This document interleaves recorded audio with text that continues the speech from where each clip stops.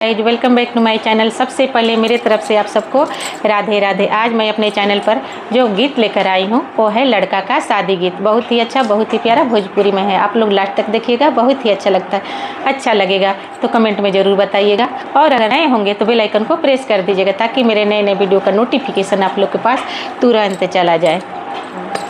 नामही कुसे पापा बगिया लगावेल, नामही कुसे पापा बगिया लगावेल।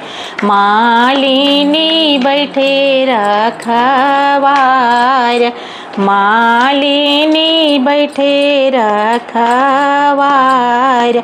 घोड़ावा चढ़ल अइले दुल्हा सुंदर दुल्हा, करवा चढ़ल अइले दुल्हा सुंदर दुल्हा।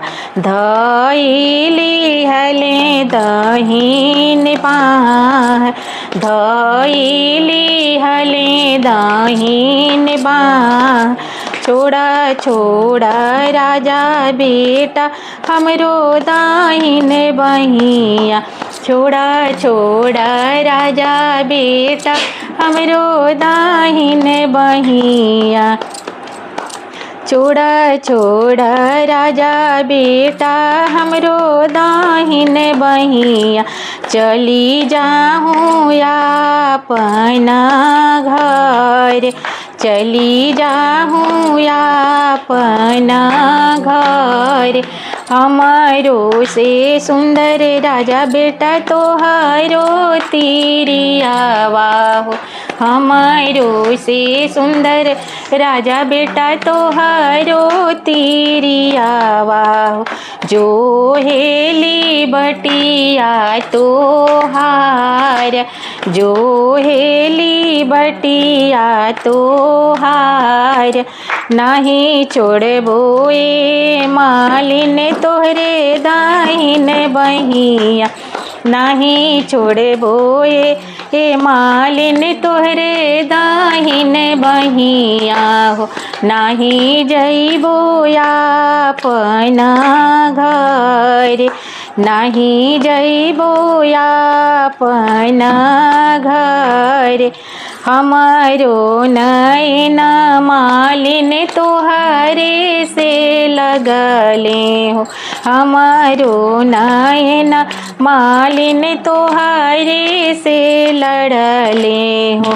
तू ही बनबू तिरिया हमार, तू ही बनबू धनिया हमार। धीरे धीरे बोला राजा बेटा तू ही बचनिया, धीरे धीरे बोला राजा बेटा तू ही बचनिया। सुनीली है मलिया हमार, सुनीली है मलिया हमार। चिन्हली है राजा बेटा घोड़ावा के तोहारो, चिन्हली है घोड़ावा, चिन्हली है राजा बेटा करवा के तोहारा हो। दिहे दुई सोटावा धाराई, दिहे दुई सोटावा धाराई। धइले बघरवा के राह, धइले बघरवा के राह। अगर मेरा ये लड़का शादी गीत अच्छा लगा होगा तो लाइक शेयर सब्सक्राइब जरूर कर दीजिएगा। फिर मिलती हूँ अगले गीत में, तब तक मेरे तरफ से आप सबको राधे राधे।